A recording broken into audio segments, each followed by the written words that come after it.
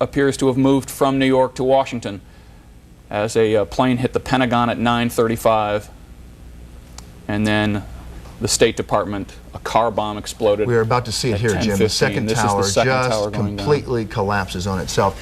And we don't know what caused the collapse, but it appears that just structural damage from all that fire, although we do not know whether there was some sort of timed explosion, but it does appear that all that fire. And in the end, it doesn't much matter. The core was damaged. We know that from talking to witnesses earlier, people who were in the building. We do know the core of both buildings were damaged. The cores were damaged, and apparently the building just couldn't withstand the mass of the explosion. This is so surreal, ladies and gentlemen. We are sitting here watching this with you, and really we're trying to talk, but words cannot describe what we're seeing. We should point out, Bill, that we don't know how...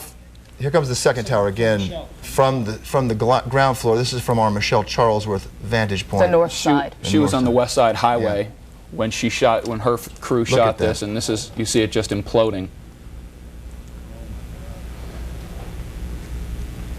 Bill, I think it is important to point out that we don't know how far the evacuation had come to this point, but we do know that we have talked to people on the ground who are at least on the 56th floor. We know that there were people high enough up in that building so that they... 45 minutes before the evacuation. I mean before the buildings came down, absolutely. And so it's fair to say that lots, hundreds and hundreds of people got out of that building without being terribly hurt. We know there will be casualties. We just don't want to make it worse than it is, because some people were clearly able to get out of that building. Before they came down, there was a lot of time to evacuate. Remember in the World Trade Center, the original explosion there, people got out of there very quickly. Remember the pictures from that? They got out of there very quickly in a very well-organized way.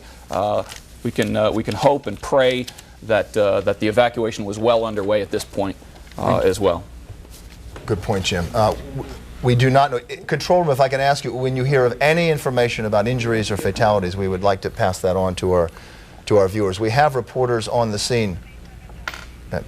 We have reporters all over Manhattan and lower Manhattan. We're trying to get signals from them. As you know, if you tried to use a cell phone, the cell phones appear to be out, and it's very difficult to have communication. It's very difficult. We've lost communication with John Del Giorno, our newscopter 7. Dave Evans is back here. Of course, he was talking earlier, this being primary day, and the very latest, there were discussions on what could be done. I just got off the phone with the top officials at the Board of Elections. They have gone ahead and they have canceled the election for today. This is, of course, a primary vote. There was some question as to whether they could go ahead and do this because of what the general election provision is, that you can go ahead and cancel a vote if it's during the... Dave, I'm interrupting you for 1 second. We're seeing a U.S. fighter plane. And Jim, do you know what kind of plane that is? It's an F-16. It's an F-16 U.S. fighter plane patrolling the skies of Manhattan. Dave Evans is here explaining that the election has been canceled today. Yes, the primary election for New York City for mayor and about 3 dozen other seats.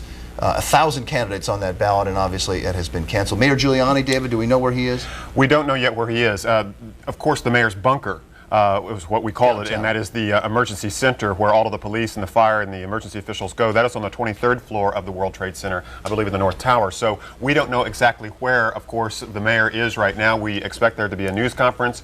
We've called down to City Hall, and we believe that they will have something out of City Hall here shortly, but that bunker is, of course, gone. Yes. All right, let's go back to Michelle Charlesworth, who is on West Side Highway with the very latest from there. Michelle. We last came to you about half an hour ago. We're standing on the West Side Highway. The North Tower just came down. Of course, the South Tower of the World Trade Center coming down moments before that. We watched the whole thing come down.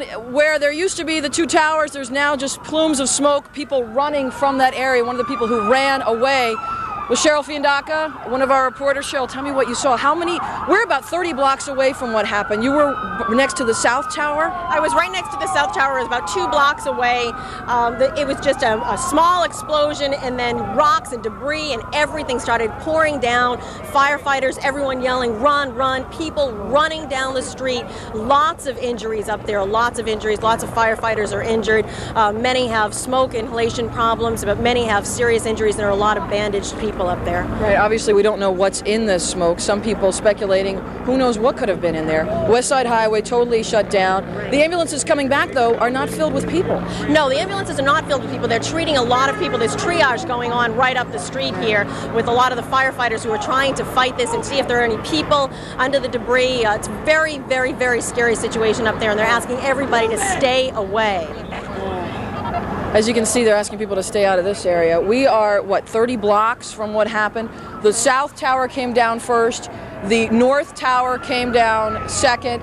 About an hour and a half ago, I can't believe it was an hour and a half ago, we heard the first report of a plane hitting one of these